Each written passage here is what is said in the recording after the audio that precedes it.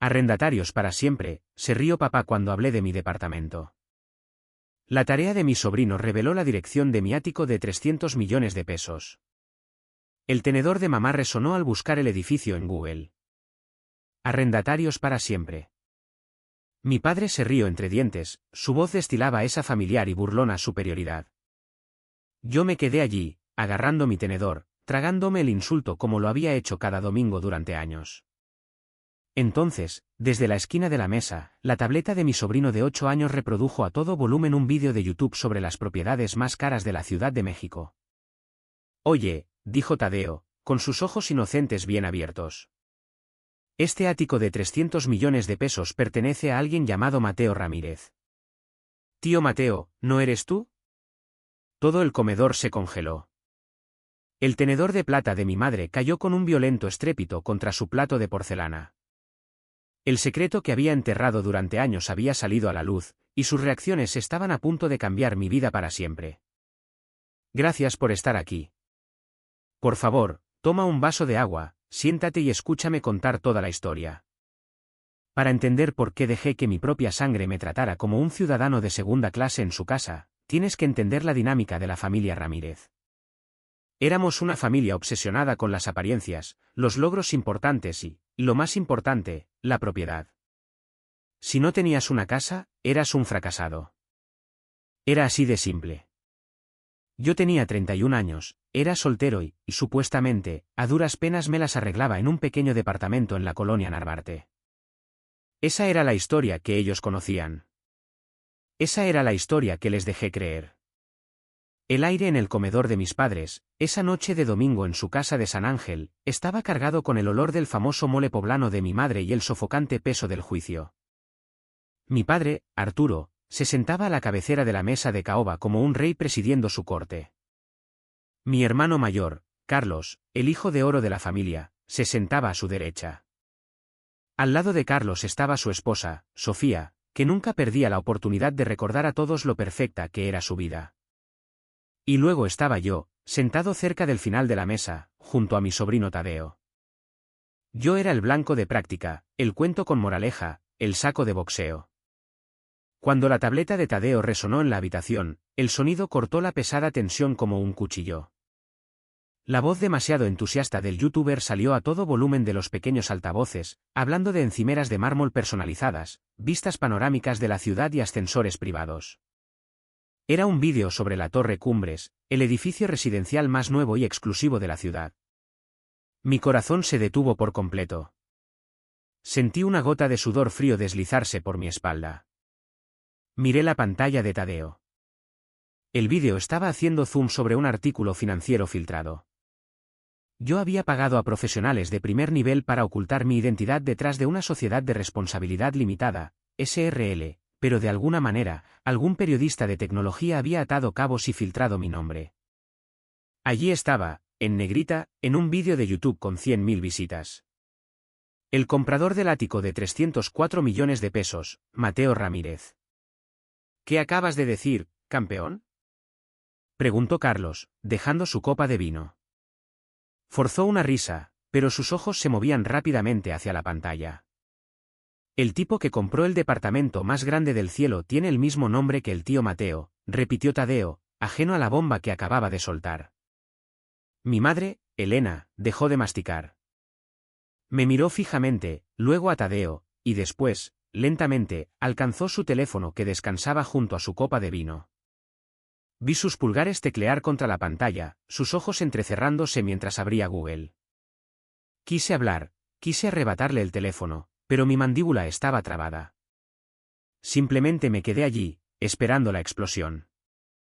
Mientras mi madre tecleaba frenéticamente en la barra de búsqueda, mi mente me transportó a hace 5 años. La gente siempre me pregunta por qué toleraba el abuso, por qué un hombre adulto, que había construido una fortuna masiva desde cero, se sentaba en una mesa y dejaba que la gente lo pisoteara. La respuesta siempre se remonta a la lluvia torrencial, un paraguas negro y un funeral. Mi abuela era la única persona en la familia Ramírez que alguna vez me miró y vio potencial. Mientras mis padres me presionaban para conseguir un trabajo, godínez, seguro, con un salario predecible y un plan de jubilación a juego, ella me compró mi primera computadora. Me animó a construir, a programar, a soñar más allá de una barda suburbana. Cuando falleció, la familia se reunió alrededor de su cama de hospital. En sus últimos momentos, me acercó a ella. Su agarre era sorprendentemente fuerte para una mujer tan frágil. Mateo, susurró, con la voz resonando en su pecho. Prométeme que mantendrás a esta familia unida. Están ciegos, pero son tuyos. Prométeme que no te alejarás cuando las cosas se pongan difíciles. Hice la promesa. A los 26 años, arruinado y de luto. Juré que asistiría a cada comida de domingo, a cada Nochebuena, a cada Navidad, sin importar cuánto doliera. Esa promesa se convirtió en mi prisión. Después del funeral, me sumergí en mi trabajo. Fundé una empresa de ciberseguridad en un sótano que olía a humedad y a comida para llevar vieja. Mi socio, Javier, y yo trabajábamos 20 horas al día. No teníamos dinero. Conducía un Honda Civic de 10 años con una abolladura en la puerta del pasajero y un aire acondicionado que solo funcionaba la mitad del tiempo. Ese coche se convirtió en un símbolo de mi fracaso a los ojos de mi familia. Cada vez que entraba en el impecable camino de adoquín de mis padres, ese Honda destacaba como una nota discordante entre la camioneta BMW nueva de Carlos y el sedán de lujo de mi padre. ¿Sigues conduciendo esa carcacha, Mateo? Preguntaba mi padre, negando con la cabeza mientras yo subía los escalones de la entrada. Sabes, si consiguieras un trabajo de verdad, podrías permitirte un coche que no gotee aceite en mi entrada. Yo simplemente asentía y me disculpaba. Nunca le dije que esa carcacha era un recordatorio diario de dónde venía. Incluso más tarde, cuando mi cuenta bancaria tenía más ceros de los que podía contar, conservé el Honda. Conservé el pequeño departamento. Me di cuenta desde el principio de que mi familia no respetaba el esfuerzo. Solo respetaban la línea de meta. Y como no había cruzado su versión específica de la línea de meta, comprar una casa, conseguir un ascenso tradicional, tener un salario predecible, yo era invisible. Soporté su lástima por mi abuela. Aguanté los sermones, los ojos en blanco y los profundos suspiros porque juré que no fracturaría a la familia. Pero a medida que pasaban los años, los comentarios pasaron de la lástima al desprecio absoluto. Dejaron de verme como un joven luchador y empezaron a verme como una carga perezosa. No sabían que estaba escribiendo software que protegía los registros médicos de la mitad de los hospitales del país. Solo sabían que rentaba un departamento y conducía un cacharro. Y mientras estaba sentado en la mesa, viendo la pantalla de mi madre reflejarse en sus gafas, me di cuenta de que la promesa de mi abuela me había costado el respeto por mí mismo. Estaba protegiendo a personas que nunca me protegerían a mí. El favoritismo no era exactamente sutil. Estaba arraigado en los cimientos de nuestra familia. Carlos era 2 años mayor que yo, y nunca me lo dejaba olvidar. Él era el clásico triunfador en todos los sentidos que mis padres entendían. Fue al TEC de Monterrey, consiguió un trabajo en una enorme compañía de seguros y se casó con Sofía, una mujer que trataba el ascenso social como un deporte olímpico.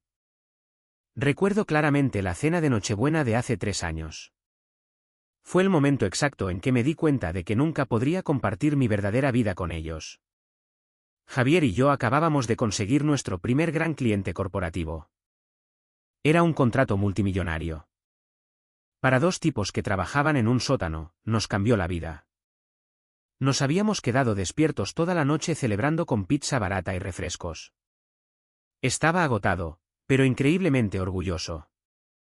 Conduje hasta la casa de mis padres para la cena de Nochebuena. Mi pecho se hinchó de orgullo. Finalmente tenía algo que mostrarles. Finalmente tenía una victoria. Nos sentamos a la mesa. Antes de que pudiera siquiera carraspear para compartir mis noticias, mi padre golpeó su copa con una cuchara. Familia, anunció, con el pecho henchido de orgullo. Tenemos una noticia increíble que celebrar hoy. Carlos acaba de recibir un gran ascenso en la empresa. Ahora es el vicepresidente regional. La mesa estalló en júbilo. Mi madre se levantó y abrazó a Carlos, con lágrimas en los ojos. Sofía sonrió con aire de suficiencia, aceptando las felicitaciones como si ella misma hubiera ganado el ascenso. Eso es fantástico, Carlos, dijo mi padre, levantando su copa. Ese aumento de sueldo va a ser enorme. Estás construyendo tu futuro perfectamente. Una casa, una carrera sólida, un fondo universitario creciente para Tadeo. Así es como se ve el éxito. Pasaron 45 minutos hablando de la nueva oficina de Carlos, su nuevo lugar de estacionamiento y su nuevo paquete de beneficios. Yo me quedé allí, genuinamente feliz por mi hermano, esperando una pausa en la conversación. Cuando finalmente sirvieron el postre, me incliné hacia adelante. De hecho, yo también tengo buenas noticias, dije, tratando de mantener la emoción fuera de mi voz. Mi empresa acaba de firmar un contrato masivo. Vamos a proporcionar seguridad a una importante cadena de tiendas. Es un gran paso para nosotros. Miré alrededor de la mesa, esperando las sonrisas, esperando que mi padre levantara su copa de nuevo. En cambio, hubo un silencio incómodo. Carlos levantó una ceja, picoteando su pastel. «Qué bien, Mateo», dijo mi madre, ofreciendo una sonrisa tensa y forzada. «¿Pero estás seguro de que te pagarán?» Ya sabes cómo van estas cosas del trabajo independiente. La gente se aprovecha. No es un trabajo independiente, mamá, dije, con la cara ardiendo. Es un contrato corporativo. Es real. Bueno, solo asegúrate de ahorrar algo, intervino mi padre, usando su severa voz de sermón. Nunca se sabe cuándo va a estallar esta burbuja tecnológica. Carlos tiene estabilidad. Tú tienes una apuesta. Tienes que tener cuidado, Mateo. La renta está subiendo en todas partes. Y así, mi victoria fue aplastada, convertida en una advertencia, tratada como el proyecto de arte de un niño que se trae a casa del colegio, una palmadita en la cabeza y a otra cosa. Inmediatamente, desviaron la conversación de nuevo hacia Sofía y Carlos, preguntándoles sobre sus planes para renovar la cocina. Bajé la mirada a mi plato. El pastel de repente sabía a cenizas. No querían oír hablar de mi éxito a menos que encajara en su molde exacto. Si no era un salario corporativo o un bien inmueble, no era real. Lo decidí en ese mismo momento. Nunca más compartiría otro logro con ellos. Pero no fue solo mi familia quien me enseñó la dura realidad de cómo la gente valora el dinero por encima del carácter. La vida se aseguró de inculcarme esa lección a través de Valeria. Valeria fue mi novia durante los años más difíciles de la construcción de la empresa. Era guapa, inteligente, y durante un tiempo, pareció creer en mi visión. Compartíamos mi pequeño departamento de una recámara en la Narvarte. Las tuberías gemían, los vecinos eran ruidosos y el calentador era básicamente inexistente en enero. Pero yo pensaba que éramos un equipo. Pensaba que ella veía el juego a largo plazo. Estaba equivocado. Aproximadamente un año antes de que mi empresa explotara de verdad, la tensión entre nosotros llegó a un punto de quiebre. Yo trabajaba constantemente, invirtiendo cada centavo en el negocio. No podía permitirme cenas elegantes ni escapadas de fin de semana. Valeria empezó a hacer comentarios casuales. Empezó a hablar mucho de sus amigos. El marido de Sara acaba de recibir un bono, decía mientras navegaba por su teléfono. Oh, ¿viste que Ricardo compró un departamento nuevo en Polanco? Las vistas son increíbles. Ricardo era un tipo con el que fuimos a la universidad. Trabajaba en bienes raíces comerciales y tenía la costumbre de alardear de su riqueza siempre que podía. También era un tipo que claramente le había estado echando el ojo a Valeria durante meses. La pelea final ocurrió un martes por la noche. Llegué a casa agotado, con los ojos ardiendo de mirar líneas de código. Entré en la recámara y encontré 2 maletas grandes hechas en el suelo. Valeria estaba junto al closet, doblando un suéter. ¿Qué es esto?, pregunté, mi voz de repente muy baja. No puedo seguir con esto, Mateo, dijo, sin mirarme. Voy a cumplir 30 el año que viene. Estoy viviendo en una caja de zapatos. No tenemos ahorros, ni propiedades, ni futuro. Necesito estabilidad. Estamos construyendo un futuro, le supliqué, acercándome. La empresa está muy cerca de un gran avance. Valeria, solo dame un poco más de tiempo. Finalmente, levantó la vista y la frialdad en sus ojos me revolvió el estómago. Llevas diciendo eso 3 años. Es una quimera, Mateo. Eres un soñador, pero los soñadores no pagan hipotecas.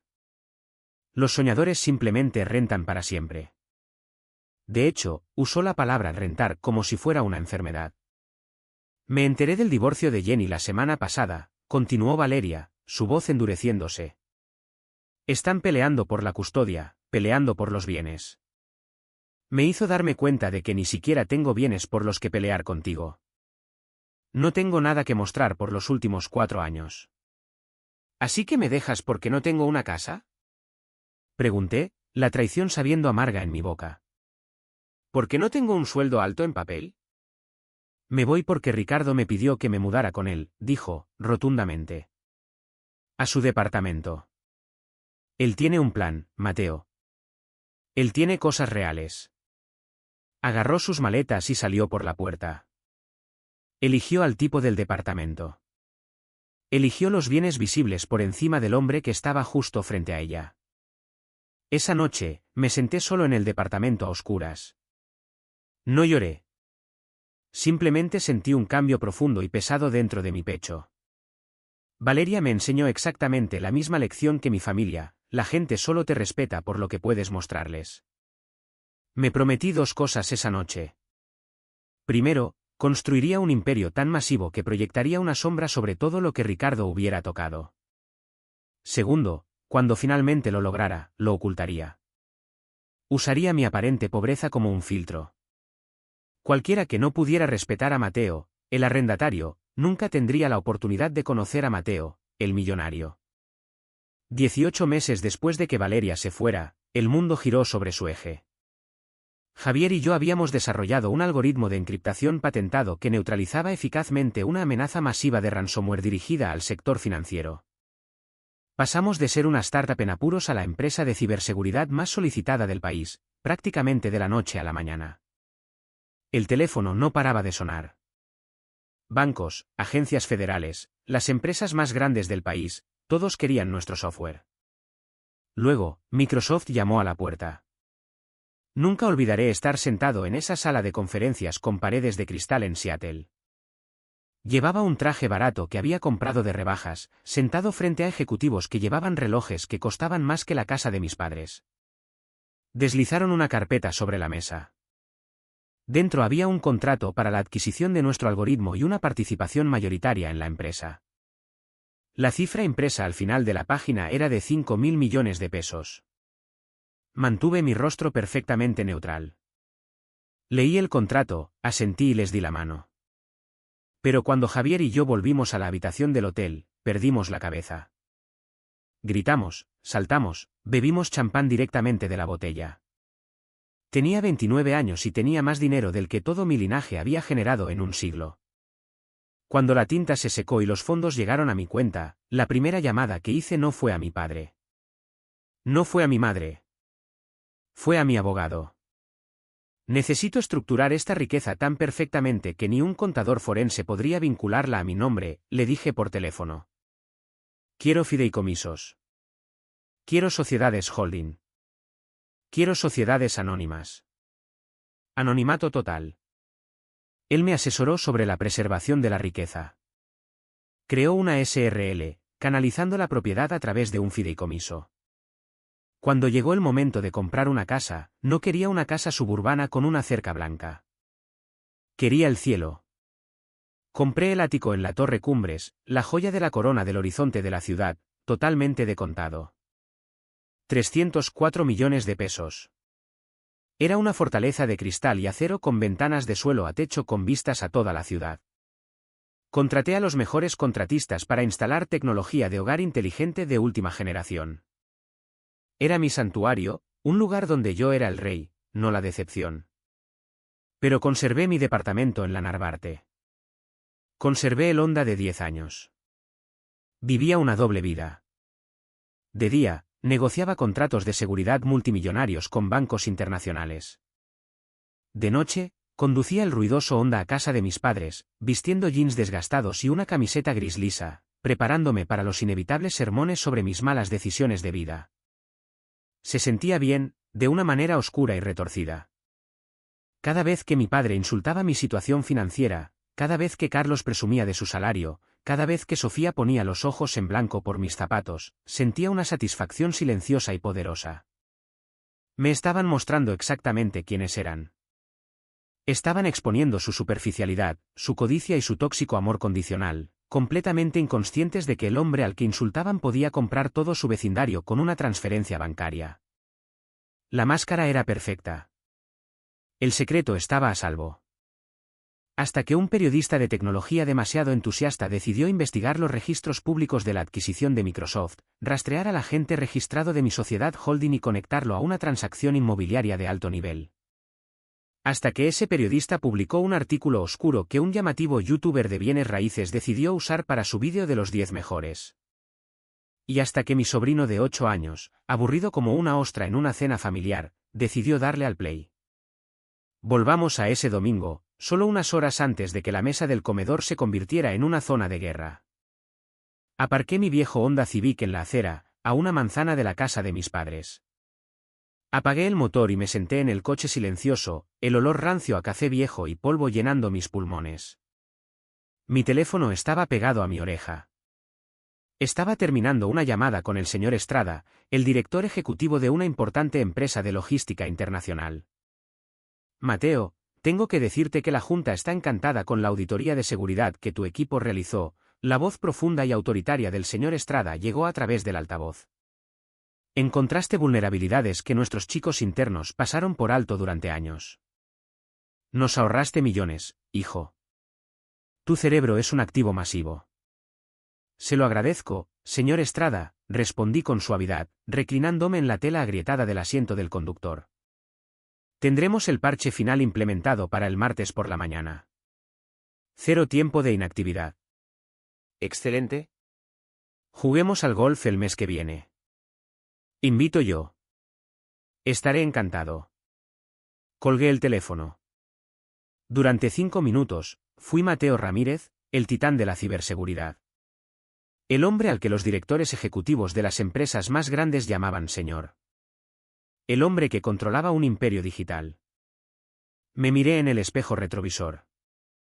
Respiré hondo, lo solté lentamente y cambié activamente mi postura. Dejé caer los hombros. Relajé la mandíbula. Me quité mi caro reloj hecho a medida y lo guardé en la guantera. Salí del coche, cerrando la puerta abollada con un fuerte sonido metálico. Me estaba poniendo la máscara. Estaba entrando en el papel del hermano menor en apuros. El camino por la entrada pavimentada de mis padres siempre se sentía como caminar por el corredor de la muerte. El BMW de Carlos, impecablemente detallado y encerado, estaba aparcado justo cerca de la puerta principal, brillando agresivamente bajo el sol de la tarde. Pasé junto a él, sintiendo ese familiar nudo de ansiedad formarse en mi estómago. La promesa a mi abuela resonaba en mi cabeza. Manténlos unidos. Son tuyos. Empujé la pesada puerta principal de roble. La casa olía a mole y a un caro ambientador. Ya estoy aquí, grité, quitándome los tenis gastados. En la cocina, Mateo, la voz de mi madre llegó desde allí. Entré y encontré a mi padre sirviendo un vaso generoso de whisky mientras Carlos y Sofía se apoyaban en la isla de mármol, bebiendo vino. Bueno, mira quién llegó finalmente, dijo Carlos, mostrando una sonrisa brillante y perfecta que no llegaba a sus ojos. El coche no se descompuso en el periférico otra vez, ¿verdad? No, funcionó bien, dije en voz baja, forzando una pequeña sonrisa. Realmente necesitas buscar financiamiento para algo fiable, Mateo, dijo mi padre, pasándole la botella de whisky a Carlos. Las tasas de interés no están tan mal ahora mismo. Si tu crédito es decente, qué bueno, quién sabe. Pero un hombre necesita un transporte fiable. Lo miraré, papá, dije automáticamente. El guión ya estaba en marcha. La obra había comenzado. Cogí un vaso de agua del grifo y me quedé al margen del círculo, escuchándolos discutir cosas que creían que estaban muy por fuera de mi alcance intelectual y financiero. Yo era el fantasma en la habitación, presente pero totalmente insignificante. Pasamos al comedor. Mi madre trajo el enorme platón de mole, colocándolo en el centro de la mesa como un trofeo. Todos tomamos nuestros asientos asignados. Tadeo, mi sobrino, se sentó a mi lado. Me dio un rápido choque de manos por debajo de la mesa. Tadeo era el único en la casa al que simplemente le gustaba por ser yo. No le importaba mi cuenta bancaria. Solo le gustaba que jugara a videojuegos con él. Casi de inmediato, la conversación se desvió hacia el deporte competitivo favorito de la familia, los bienes raíces. Bueno, papá, quería decirte, comenzó Carlos, cortando agresivamente un trozo de pollo. Cerramos la compra del dúplex en la colonia del Valle ayer. Los papeles están firmados. La cara de mi padre se iluminó como un árbol de Navidad. Carlos, esas son noticias fenomenales. Un dúplex. Es una jugada brillante. Vives en un lado, rentas el otro y dejas que tu arrendatario pague tu hipoteca. Así es como se construye patrimonio. Exactamente, intervino Sofía, echando su pelo perfectamente teñido sobre su hombro. Queríamos diversificar nuestra cartera. El mercado de valores es genial, pero la verdadera riqueza reside en la propiedad física. Puedes tocarla. Puedes controlarla. Tomó un sorbo de su vino y dejó que sus ojos se deslizaran deliberadamente por la mesa hasta que se encontraron con los míos. Es simplemente lo más inteligente que se puede hacer, continuó Sofía, su voz goteando falsa preocupación, a diferencia de algunas personas que simplemente tiran su dinero en la renta cada mes. Leí un artículo el otro día sobre cómo las rentas en la ciudad se están disparando. Debe ser tan estresante, Mateo. No saber nunca cuándo tu casero te va a subir el precio. La mesa se quedó en silencio, dejando que el insulto flotara en el aire. Me concentré mucho en mi arroz. Usé mi tenedor para crear pequeños patrones geométricos en el arroz. Pensé en la escritura de mi ático, guardada a buen recaudo en una caja fuerte ignífuga en la oficina de mi abogado. Pensé en el hecho de que solo el impuesto predial de mi ático era probablemente el doble de la hipoteca entera de Carlos en su nuevo dúplex. Me las apaño bien, Sofía, dije de manera uniforme, manteniendo la vista baja. Mi casero es razonable. Carlos bufó. Un sonido feo y despectivo. Nadie se las apaña bien pagando renta, Mateo. Estás pagando la hipoteca de otra persona. Estás literalmente quemando dinero. Es un suicidio financiero. Si me hubieras escuchado hace 3 años y hubieras comprado una casa para empezar en los suburbios, ahora tendrías 1.000.000 de pesos en plusvalía. No todo el mundo tiene la disciplina para una hipoteca de 30 años, Carlos, dijo mi madre, pasando un cuenco de frijoles. Mateo siempre ha sido un poco nómada. Le gusta su libertad, incluso si eso significa no tener nada que mostrar. ¿Nómada? Libertad. Nada que mostrar. Las palabras estaban diseñadas para herir y, a pesar de mi armadura, todavía escocían. Me hablaban como si fuera un adolescente irresponsable que no podía equilibrar una chequera. Sentí el impulso familiar de levantarme, de sacar mi teléfono, de mostrarles la aplicación del banco que les haría atragantarse con su vino. Pero no lo hice. Apreté la mandíbula. Recordé la cara de Valeria cuando se fue. Recordé que en realidad no les importaba mi bienestar. Les importaba sentirse superiores a mí. Revelar mi riqueza no haría que me respetaran. Solo haría que quisieran una parte de ella. Así que me quedé en silencio. Les dejé tener su momento. Sintiendo sangre en el agua, mi padre decidió que era hora de su gran sermón. Le encantaba tener una audiencia, y especialmente le encantaba usarme como el ejemplo negativo en sus lecciones de vida. Dejó su tenedor y se limpió la boca con una servilleta de lino, preparándose para presidir. Tienes que escuchar a tu hermano, Mateo, dijo mi padre, su voz bajando a ese registro profundo y autoritario que usaba cuando quería sonar profundo. Los bienes raíces son la base del sueño mexicano. Se trata de construir riqueza generacional. Se trata de crear una herencia para tus hijos. Como Tadeo, hizo un gesto hacia Tadeo, que estaba ocupado empujando un trozo de pollo por su plato, ignorando por completo a los adultos. Verás, una herencia no es solo dinero, continuó mi padre, apuntando su cuchillo de mantequilla en mi dirección. Es un legado de trabajo duro y decisiones inteligentes. Carlos está construyendo un legado. Cuando lo miro, veo el futuro de esta familia. Cuando te miro a ti. Hizo una pausa. De hecho, hizo una pausa para un efecto dramático.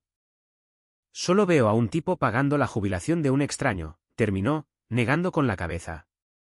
Arrendatarios para siempre, Mateo. Ese es tu camino. Te despertarás a los 60 años con una caja llena de recibos de renta y nada que dejar atrás. Sin propiedades, sin legado, sin respeto. Arrendatarios para siempre. La frase resonó en el comedor. Carlos se rió disimuladamente. Sofía sonrió en su copa de vino. Mi madre me miró con una expresión de profunda y trágica piedad. Una punzada de ira pura y sin filtrar me atravesó el pecho. La falta de respeto era tan casual, tan profundamente arraigada. No tenían ni la más remota idea de quién estaba sentado en su mesa. No tenían idea de que podía comprar el banco que tenía la hipoteca del dúplex de Carlos. No tenían idea de que mi legado ya estaba escrito en un código que protegía la infraestructura nacional. Lentamente, dejé mi tenedor en el plato. Respiré lentamente, haciendo el cálculo mental de mi patrimonio neto. 5.000 millones de pesos en capital líquido. Una casa de 300 millones, una cartera creciente de acciones tecnológicas. Recité los números en mi cabeza como una oración, usándolos para anclar mi temperamento. Agradezco el consejo, papá, dije, mi voz peligrosamente tranquila, desprovista de cualquier emoción. Lo tendré en cuenta. Siempre dices eso, suspiró mi madre, sonando agotada por mi mera existencia. Pero nunca pasas a la acción. A veces me preocupa que simplemente vayas a la deriva por la vida. La miré directamente. No voy a la deriva, mamá. Sé exactamente a dónde voy. Tomaron mi calma como sumisión. Mi padre volvió a comer, satisfecho de haber establecido la jerarquía una vez más. Carlos se inclinó hacia Sofía y le susurró algo que la hizo reír. La pesada y opresiva atmósfera de la comida dominical volvió a su ritmo normal. Pensaron que la ejecución había terminado. Pensaron que me habían puesto en mi sitio con éxito, pero no estaban prestando atención al final de la mesa. No le estaban prestando atención al niño de 8 años que estaba cansado de la charla de los adultos. Tadeo odiaba los sermones sobre propiedades. Tenía 8 años. Le importaban Minecraft, los superhéroes y los ruidos fuertes. Mientras mi padre pronunciaba su discurso sobre la riqueza generacional y la herencia, Tadeo había sacado sigilosamente su iPad de debajo de su silla y lo había colocado en su regazo.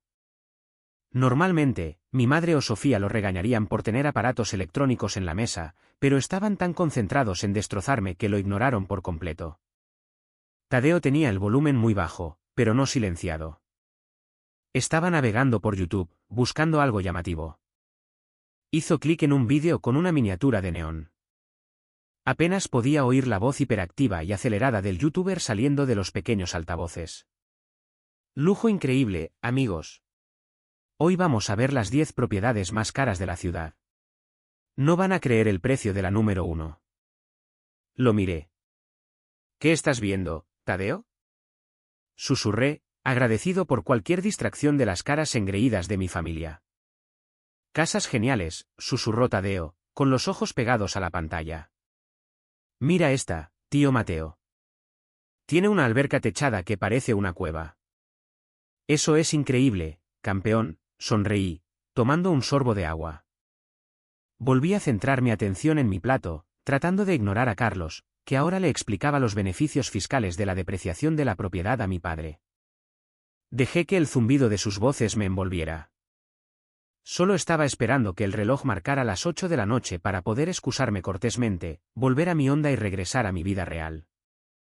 Por el rabillo del oído, oí que la voz del youtuber cambiaba de tono, volviéndose más fuerte y dramática a medida que el vídeo llegaba a su clímax. Y finalmente, en el número 1, la joya absoluta de la corona del horizonte de la ciudad, el ático de la Torre Cumbres. Este lugar se acaba de vender por la alucinante cifra de 304 millones de pesos. De contado, amigos. Cuenta con cristal envolvente de suelo a techo, un ascensor privado y un sistema de seguridad doméstico inteligente que parece sacado de una película de espías. Tadeo se estaba inclinando más cerca de la pantalla. ¡Guau! Respiró. 304 millones de pesos. Eso es como 100 vidas de paga. Sí, es mucho dinero, murmuré, mi cerebro de repente enganchándose a las palabras. Torre Cumbres. 304 millones. Seguridad doméstica inteligente. Un cosquilleo de inquietud comenzó en la base de mi cuello. ¿Cuáles eran las probabilidades? Es una gran ciudad. Hay otros áticos caros. Pero entonces Tadeo tocó la pantalla para pausar el vídeo.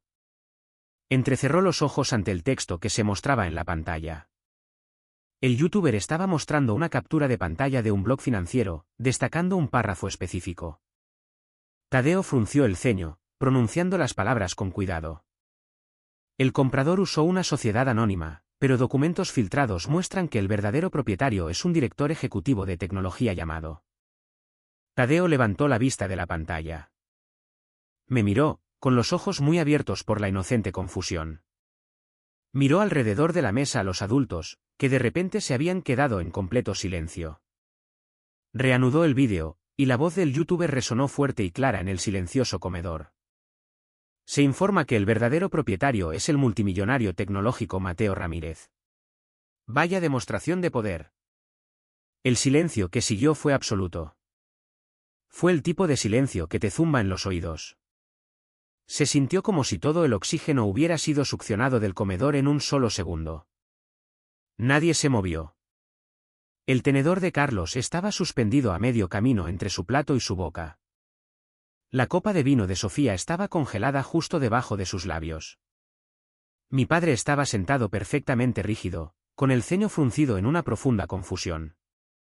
Mi madre miraba fijamente a Tadeo, tratando de procesar la anomalía auditiva que acababa de ocurrir. Tadeo, completamente inconsciente de la bomba nuclear que acababa de detonar, me miró directamente. Oye, tío Mateo, dijo Tadeo, con la voz brillante y fuerte. Ese tipo tiene exactamente el mismo nombre que tú, Mateo Ramírez, y compró una casa de 300 millones de pesos. ¿No es una locura? Mi cerebro se puso en marcha a toda velocidad. Pánico. Pánico puro alimentado por la adrenalina. Inundó mis venas. Mi doble vida cuidadosamente construida, el escudo que había pasado años edificando para protegerme de estas mismas personas, se estaba derrumbando en tiempo real. Es un nombre común, Tadeo, tartamudeé, mi voz sonando débil y poco natural. Solo es una coincidencia. Baja el volumen, campeón. Estamos en la mesa. Carlos soltó una risa seca y cortante. Sonaba forzada, nerviosa. Sí, Tadeo, apaga esa basura. Obviamente, no es el tío Mateo. El tío Mateo apenas puede pagar su renta, y mucho menos un ático de 300 millones. Es solo un tipo rico de la tecnología con el mismo nombre. De hecho, dijo Tadeo, frunciendo el ceño mientras volvía a mirar la pantalla, demostrando una vez más que los niños de 8 años tienen cero filtro y una comprensión lectora impecable, el vídeo dice que es dueño de una empresa de ciberseguridad, Soluciones de Software Ramírez. ¿No trabaja el tío Mateo con computadoras? La sonrisa forzada en la cara de Carlos se desvaneció al instante. El color comenzó a desaparecer de sus mejillas. Mi padre se inclinó hacia adelante, sus codos apoyados pesadamente sobre la mesa de caoba. Me miró, realmente me miró por primera vez en años. Mateo, dijo, su voz baja y peligrosa. ¿De qué está hablando el niño? ¿Qué es Soluciones de Software Ramírez? Es solo una coincidencia, papá, mentí. Mi corazón martilleaba contra mis costillas como un pájaro atrapado. Como dijo Carlos, es un nombre común. Solo hago consultoría, cosas pequeñas. Dice aquí que vendió parte a Microsoft, intervino Tadeo de nuevo, desplazándose agresivamente por la descripción del vídeo, por 5.000 millones de pesos. Tadeo, guarda el iPad ahora mismo. Espetó Sofía, su voz estridente y de pánico. Se estiró y le arrancó la tableta de las manos a su hijo, golpeando la boca abajo sobre la mesa. Tadeo dio un respingo, con aspecto asustado y herido. Solo lo estaba leyendo, murmuró Tadeo, encogiéndose en su silla. Nadie compra una propiedad de 300 millones de pesos de contado, dijo mi padre, sacudiendo la cabeza rápidamente, como si intentara desalojar físicamente la información de su cerebro. Eso es absurdo. Eso es dinero de multimillonarios. Ese no es. Ese no es Mateo.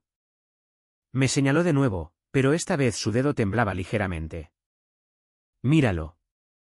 Conduce un Honda oxidado. Lleva zapatos baratos. No tiene 5.000 millones de pesos. Fue el insulto definitivo, pronunciado en un momento de pura negación. No podía conciliar al hijo que le encantaba menospreciar con las asombrosas cifras que Tadeo estaba leyendo. Era fundamentalmente imposible en su visión del mundo. Pero mi madre no se reía. No lo negaba. Estaba aterradoramente silenciosa. Vi a mi madre alcanzar lentamente su teléfono. Su mano temblaba tanto que volcó el salero. Se derramó sobre la madera pulida, diminutos granos blancos esparciéndose como cristales rotos. Ni siquiera se dio cuenta. Mamá, déjalo, dije, mi voz bajando una octava, una advertencia. Baja el teléfono. Me ignoró. Desbloqueó la pantalla, su pulgar moviéndose rápidamente. Elena, ¿qué estás haciendo? Preguntó mi padre, su voz tensa por la creciente ansiedad. No le des cuerda a esta tontería. Es un rumor de Internet. Un error. Solo estoy mirando, susurró, con los ojos pegados a la pantalla brillante. El comedor parecía una olla a presión. Podía oír el tic-tac del antiguo reloj de pie en el pasillo. Tic, tac, tac. Cada segundo parecía una hora.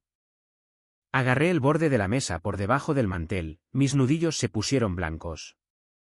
Mi secreto se estaba desangrando justo delante de mí, y yo era totalmente impotente para detenerlo. Vale, murmuró mi madre, leyendo en su pantalla. He buscado Mateo Ramírez Adquisición Microsoft. Hay docenas de artículos. Probablemente todos citan la misma fuente falsa, insistió Carlos, su voz quebrándose ligeramente. Estaba sudando. El hijo de oro estaba sudando porque el universo de repente no tenía sentido. Forbes México, dijo mi madre, su voz quebrándose en la garganta. Este es un artículo de Forbes México. El prodigio tecnológico Mateo Ramírez vende participación mayoritaria en firma de ciberseguridad por 5.000 millones de pesos. Deslizó el dedo por la pantalla, mostrando una imagen. Se quedó mirando la foto. Luego, muy lentamente, levantó la cabeza y me miró directamente. Su rostro estaba completamente desprovisto de color. Parecía como si acabara de ver un fantasma. Es una foto tuya, susurró. Las palabras apenas lograron salir de sus labios. Déjame ver eso, exigió Carlos, arrebatándole el teléfono de la mano. Miró la pantalla. Su boca se abrió, pero no salió ningún sonido. Miró del teléfono a mí, y luego de nuevo al teléfono. La arrogancia, la superioridad engreída que había definido toda su personalidad durante 30 años, se evaporó en un instante. Carlos, preguntó Sofía, su voz temblando. ¿Es él? Carlos no respondió. Simplemente bajó lentamente el teléfono a la mesa. El pesado tenedor de plata de mi madre, el que había estado sosteniendo sin apretar en su mano izquierda, finalmente se deslizó de sus dedos. Golpeó su plato de porcelana con un agudo y violento crack. El sonido resonó en la habitación silenciosa como un disparo. Tú. Tartamudeó mi padre, mirándome con ojos anchos y horrorizados. Tú. Tienes un ático de 304 millones de pesos. Tienes 5.000 millones de pesos. El juego había terminado. La máscara se había agrietado y hecho añicos en 1.000.000 de pedazos. Los años de esconderme, los años de morderme la lengua, los años de conducir ese coche terrible y vivir en un departamento diminuto solo para evitar su juicio tóxico. Todo había terminado. Miré alrededor de la mesa las caras de las personas que se habían burlado de mí solo 10 minutos antes. Vi conmoción. Vi incredulidad. Pero debajo de todo eso, acechando justo bajo la superficie de sus ojos abiertos, vi algo más oscuro. Algo que siempre había temido. No dije ni una palabra. Simplemente solté lentamente la mesa, me recliné en mi silla y esperé a que llegara la tormenta. El pesado silencio en el comedor se hizo añicos en el momento en que mi padre decidió que había encontrado la única explicación lógica. Golpeó ambas manos planas contra la mesa. Los cubiertos vibraron. Los vasos de agua temblaron. ¿Qué tipo de operación criminal estás dirigiendo, Mateo? Exigió mi padre. Su rostro se estaba volviendo de un peligroso tono rojo. Las venas de su cuello sobresalían contra el cuello de su camisa. Lo miré, genuinamente desconcertado. ¿Perdón? No te hagas el tonto conmigo, rugió, apuntando ese mismo dedo tembloroso directamente a mi cara. La gente no se despierta con 5.000 millones de pesos.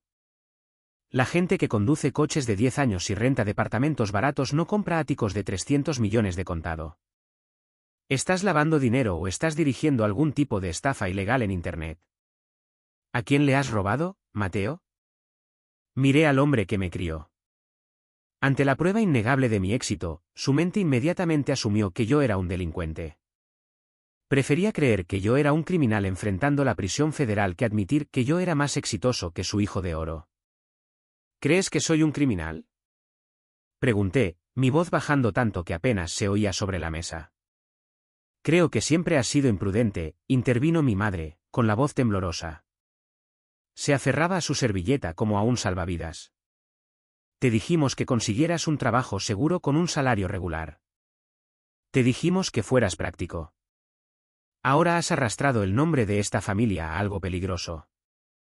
La policía podría estar vigilando esta casa ahora mismo. Carlos finalmente encontró su voz. Mateo, si estás en problemas, necesitas llamar a un abogado inmediatamente. No puedes ocultar fondos ilícitos en bienes raíces de lujo. Lo confiscarán todo. Vas a arruinarnos a todos. Se estaban retroalimentando, construyendo una narrativa completamente ficticia de mi caída, y encontraban consuelo en ella. Les resultaba más fácil imaginarme con esposas que en una sala de juntas. Ese fue el momento en que el último hilo que me unía a ellos se rompió. La promesa que le hice a mi abuela en esa habitación de hospital se evaporó. Había mantenido a la familia unida. Había cumplido. Había soportado sus abusos, sus bromas burlonas y sus sermones interminables. Pero esto era el límite. Eché mi silla hacia atrás. Las patas de madera rasparon ruidosamente contra el suelo de madera. Me levanté lentamente, en toda mi altura. El comedor volvió a quedar en un silencio sepulcral. Metí la mano en el bolsillo interior de mi chaqueta barata. Carlos de hecho se encogió, retrocediendo en su silla como si fuera a sacar un arma. En cambio, saqué mi cartera. Era una cartera de cuero gastada. La abrí, saqué una tarjeta de crédito de metal pesado, negra y sólida, y la arrojé al centro de la mesa. Aterrizó justo al lado de la salsera con un golpe sólido e innegable. La seguí con mi tarjeta de visita. Era de papel negro mate grueso con letras plateadas en relieve. Mírala, ordené. Mi voz no era fuerte, pero contenía una autoridad aterradora que normalmente reservaba para reuniones de junta hostiles. Cógela y mírala, Carlos.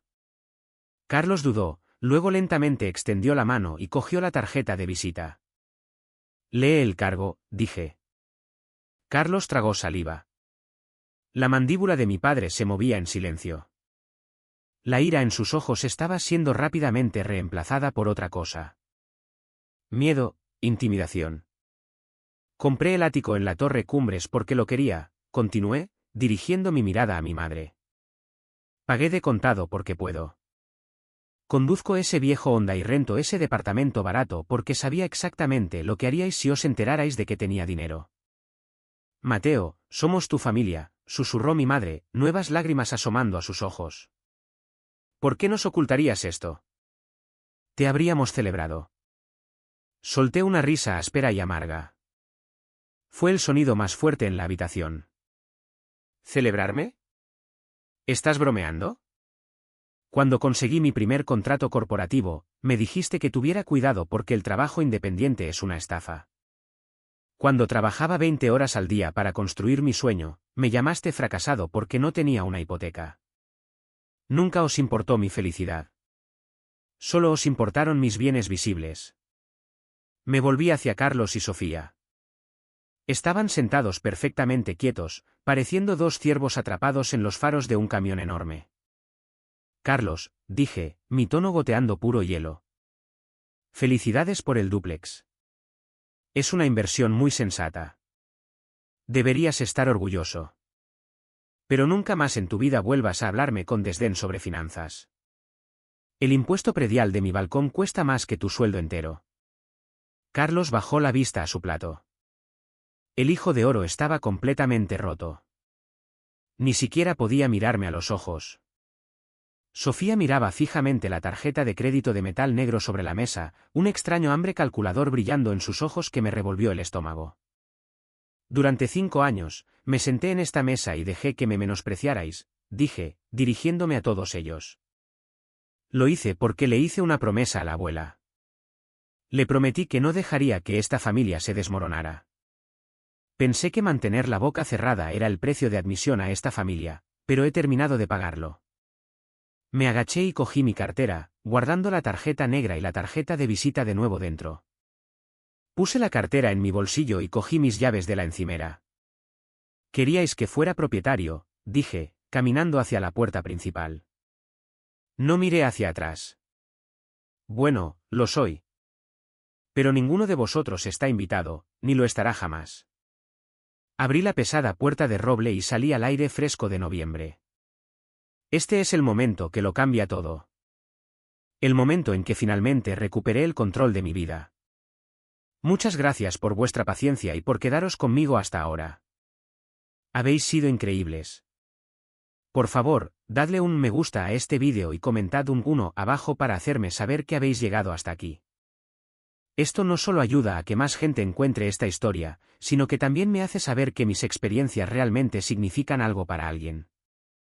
Vuestro apoyo es mi mayor motivación para seguir compartiendo el resto de este viaje. Caminé por la entrada y me subí a mi oxidado Honda de 10 años. El motor tosió un poco antes de rugir a la vida, el familiar sonido de traqueteo vibrando a través del volante. Puse el coche en marcha y me alejé de la acera.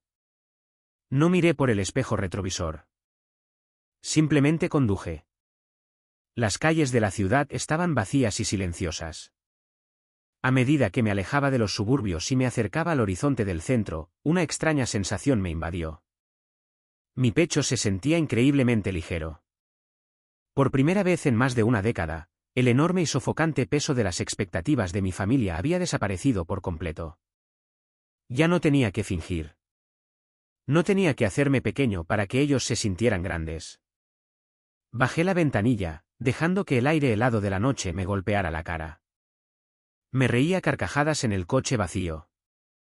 Fue una risa desordenada, fuerte, puramente alegre. Era libre. Mi teléfono vibró en el portavasos. Luego vibró de nuevo, y de nuevo. Miré hacia abajo. Estaba explotando con mensajes de texto y llamadas perdidas. Mi madre, mi padre, incluso Carlos. Los ignoré a todos. Conduje de vuelta a mi pequeño departamento rentado, empaqué una sola bolsa de lona con mis cosas esenciales y dejé las llaves en la encimera de la cocina. Mi contrato de arrendamiento terminaba a final de mes de todos modos. Era hora de ir a casa. Pasé la noche en un hotel de lujo en el centro, pidiendo servicio de habitaciones y contemplando las luces de la ciudad. A la mañana siguiente, me desperté, me serví una taza de café caro y finalmente miré mi teléfono. Los mensajes eran exactamente lo que esperaba. El shock había pasado y el sentimiento de merecimiento había hecho acto de presencia. Mi madre había enviado un párrafo enorme a las 2 de la madrugada. Mateo, no puedo creer que nos hayas engañado así. Somos tus padres. Sacrificamos todo por ti. Sentarte ahí y dejar que nos preocupáramos por tu futuro mientras estás sentado sobre miles de millones de pesos es increíblemente egoísta. Sabes que tu padre y yo todavía debemos una cantidad enorme por esta casa. Un buen hijo habría compartido sus bendiciones. Llámame inmediatamente. Simplemente negué con la cabeza. Ni una sola palabra de disculpa por llamarme fracasado. Ni una sola palabra de arrepentimiento por acusarme de lavar dinero. Solo ira inmediata porque no había usado mi fortuna para pagar sus deudas. Luego abrí un mensaje de un número con el que rara vez interactuaba. Era de Sofía, mi cuñada, la mujer que justo ayer se había burlado de mí por tirar mi dinero en la renta. El mensaje decía: «Hola, Mateo. Wow, lo de anoche fue una locura. Siempre le dije a Carlos que eras el tipo más inteligente de la sala. Escucha, tengo esta increíble idea de negocio para una boutique de lujo. El banco me está poniendo pegas con el préstamo. Ya que tienes tanto capital líquido ahora mismo, me preguntaba si podríamos quedar para tomar un café. Solo necesito unos 6 millones de pesos para ponerlo en marcha. Somos familia, ¿no? Pede por favor, no le menciones esto a Carlos. Su orgullo se interpone». Me quedé mirando el mensaje de Sofía, leyéndolo 3 veces solo para asegurarme de que no estaba alucinando. La pura y asombrosa audacia de esta mujer. Menos de 12 horas antes, me estaba tratando como la suciedad bajo sus zapatos de diseñador. Ahora, se deslizaba en mis mensajes, pidiendo 6 millones de pesos y llamándome el tipo más inteligente de la sala. Fue la vindicación definitiva. Cualquier culpa persistente que sentía por ocultar mi éxito se desvaneció por completo en esa habitación de hotel. Si les hubiera contado sobre el dinero hace 5 años, esto es exactamente en lo que se habría convertido mi vida. Me habría convertido en un cajero automático andante, una cuenta bancaria humana para sus ideas de negocio fallidas, sus vacaciones de lujo y su apetito interminable por los símbolos de estatus. No me habrían querido más. Simplemente me habrían usado constantemente. No le respondí a Sofía. No le respondí a mi madre. Bloqueé sus números, llamé a mi abogado y le dije que finalizara los trámites para la mudanza al ático. Tenía un imperio que dirigir, y ya no tenía el tiempo ni la energía para jugar a sus juegos. Durante el mes siguiente, viví en un silencio total. Me sumergí en las renovaciones finales del ático. Compré ropa nueva que me quedaba perfectamente. Cambié el Honda oxidado por un elegante Porsche 911 negro. Dejé de esconderme. Si alguien me preguntaba a qué me dedicaba, le decía la verdad. Dejé que mi familia se sentara en el silencio. Sabía que el silencio los estaba volviendo locos. Sabían dónde trabajaba, pero no podían pasar la seguridad corporativa de mi edificio de oficinas. Sabían mi número de teléfono, pero iba directo al buzón de voz. Estaban completamente excluidos de mi reino. Pero sabía que la confrontación era inevitable.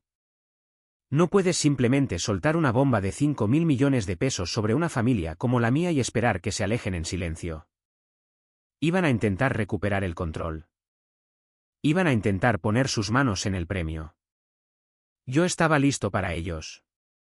Sucedió en una lluviosa tarde de martes, exactamente un mes después de la desastrosa comida del domingo. Estaba de pie en mi ático recién terminado. Las ventanas de suelo a techo ofrecían una vista panorámica impresionante de la tormenta que se avecinaba sobre la ciudad. Los suelos de mármol personalizados brillaban. El sistema de hogar inteligente ponía música de jazz suave a través de altavoces invisibles. El intercomunicador de la pared sonó.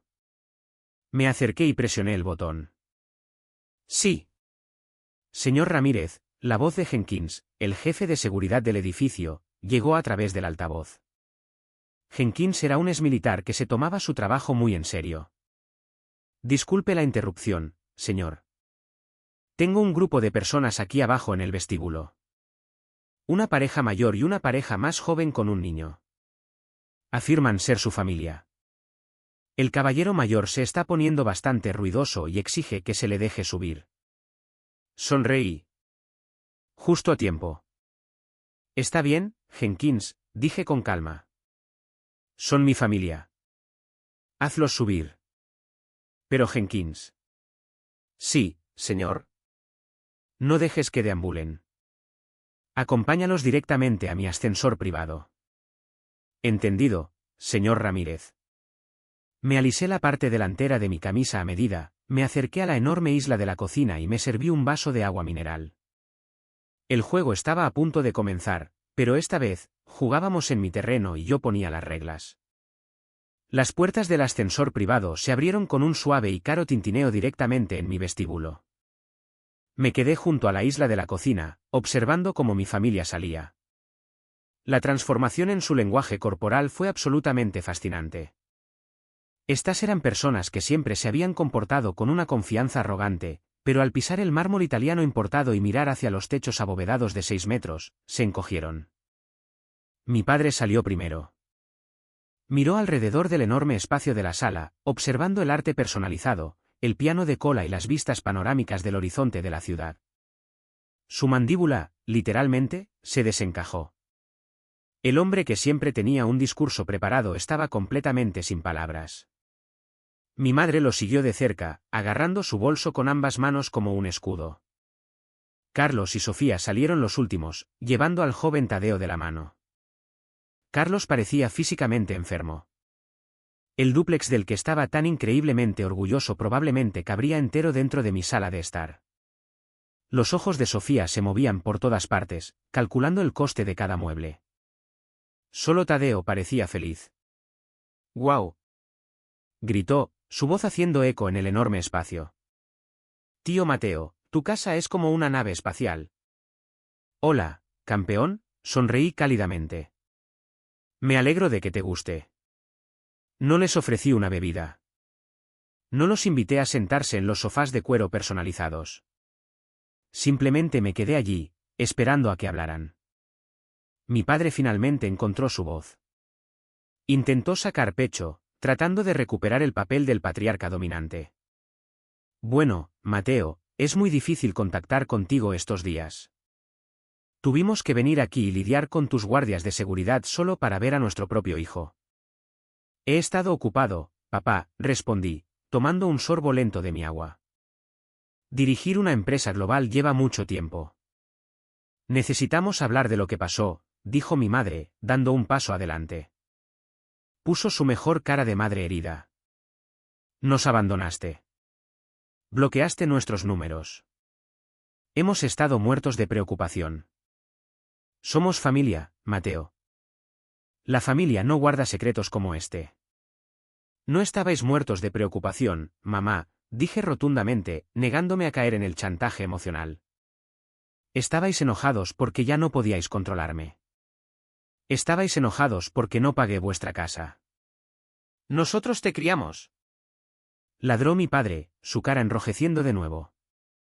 «Te dimos un techo. Si tienes este tipo de dinero, lo respetable es asegurarse de que tus padres estén cuidados. Tu madre quiere renovar la cocina.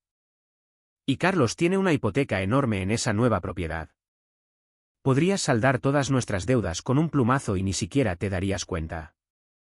Ahí estaba. La demanda, despojada de toda la falsa preocupación. Siempre se reducía al dinero. «Podría», asentí lentamente.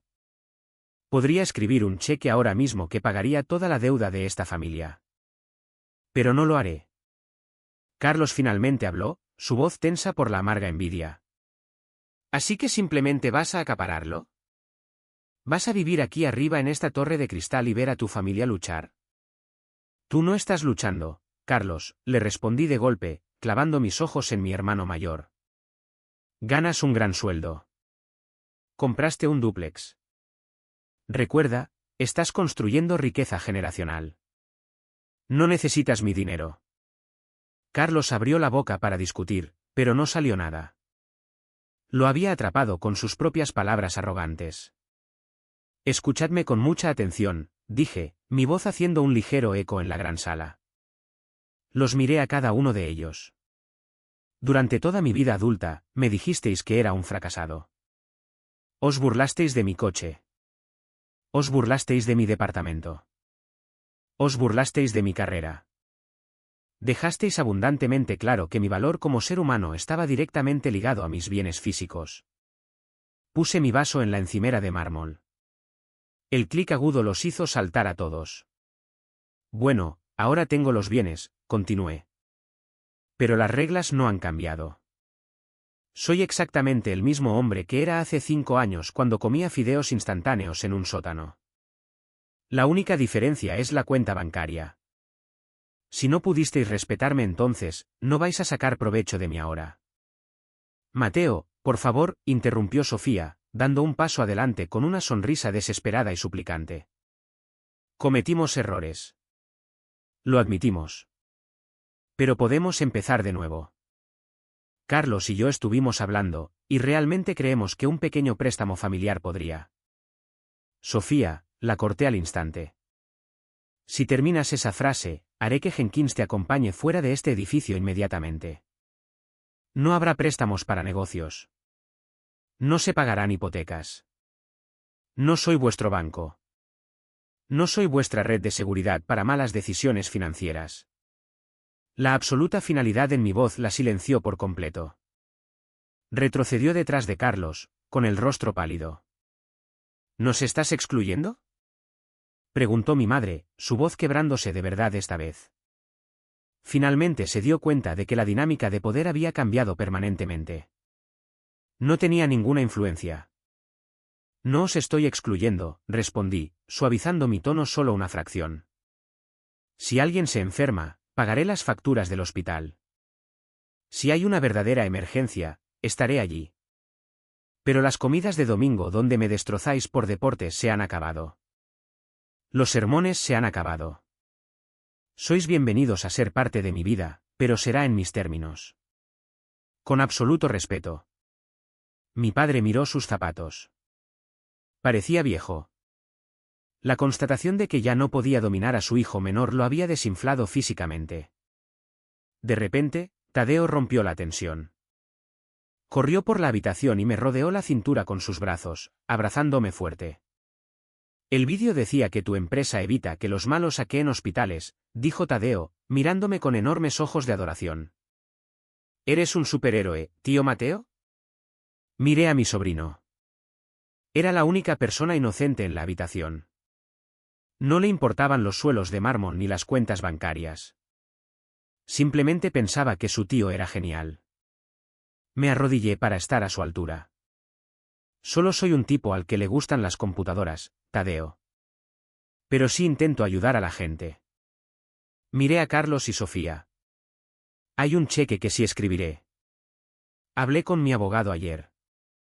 Estoy estableciendo un fondo fiduciario independiente para la Universidad de Tadeo. Está totalmente financiado. Cualquier universidad a la que quiera ir, en cualquier parte del mundo, está pagada.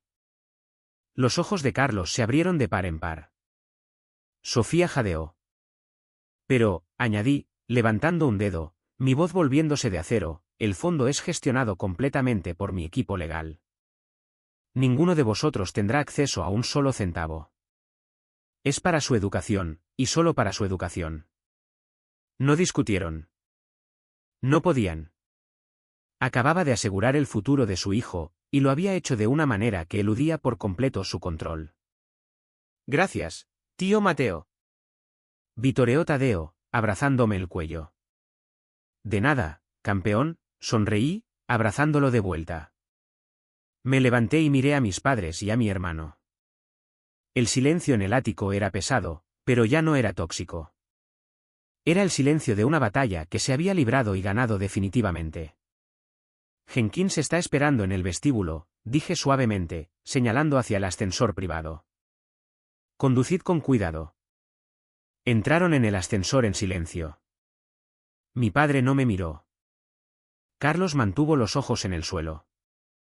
Mi madre me hizo un pequeño y vacilante saludo antes de que las puertas de acero inoxidable se cerraran, sellándolos. Me quedé solo en el vestíbulo por un momento, escuchando el suave zumbido del ascensor descendiendo. Luego crucé la enorme sala de estar, abrí las pesadas puertas de cristal y salí a la terraza envolvente. La tormenta había pasado, dejando el aire de la tarde fresco y limpio. La ciudad se extendía debajo de mí, un vasto océano de luces brillantes. Me apoyé en la barandilla de cristal y respiré hondo. Durante años, pensé que tener dinero significaba que tenía que demostrarle algo a la gente que dudaba de mí. Pensé que la victoria final sería restregarles mi éxito por la cara. Pero de pie allí, mirando el mundo, me di cuenta de la verdad. La verdadera riqueza no consiste en comprar un ático de 300 millones de pesos. No se trata de conducir un Porsche o de llevar trajes a medida.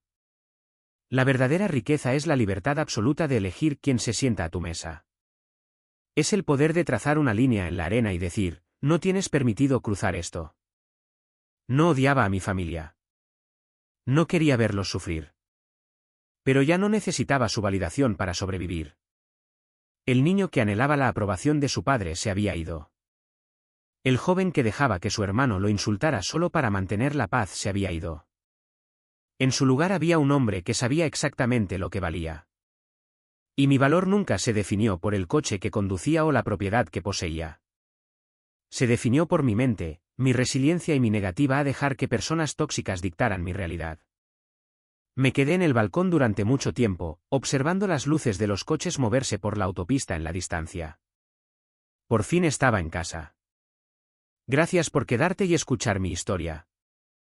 Sé que ha sido pesada, pero es mi verdad, y se siente increíblemente bien compartirla finalmente en voz alta. Espero que haya resonado contigo de alguna manera. Las dinámicas familiares pueden ser increíblemente complicadas y, a veces, lo más difícil que tenemos que hacer en la vida es establecer límites con las personas que comparten nuestro apellido. No tienes que tolerar la falta de respeto solo porque provenga de la sangre. Tu paz mental vale más que su aprobación. ¿Alguna vez te has encontrado en una situación similar? ¿Alguna vez has tenido que ocultar tu éxito o alejarte de familiares que solo querían derribarte? Cuéntamelo en los comentarios de abajo. Leo tantos como puedo y me encanta escuchar vuestras historias. Ahora, si todavía estás aquí, escuchando mi voz justo al final de este vídeo, tengo una petición especial para ti. Quiero que vayas a los comentarios y simplemente escribas la letra G. Esa G es de ganador. Es el código secreto para el club del 1%. Es mi forma de saber exactamente quiénes son los mejores miembros de esta comunidad, los que tienen la paciencia y la concentración para quedarse con una historia hasta la última palabra. Cuando vea esa G, sabré que eres un ganador. Si te ha gustado este vídeo, por favor, dale al botón de me gusta. Realmente ayuda a que el canal crezca. Y si quieres escuchar más historias como esta, suscríbete y sígueme. Tenemos mucho más de qué hablar. Cuidaos. Proteged vuestra paz.